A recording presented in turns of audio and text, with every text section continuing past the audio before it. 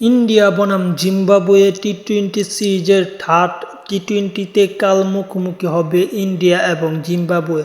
সেই ম্যাচটি ভারত সময় বিকেল 5টায় অনুষ্ঠিত হবে। সবকিছু মিলিয়ে এই ম্যাচটিতে ফেভারিট হিসেবে ইন্ডিয়া নামবে।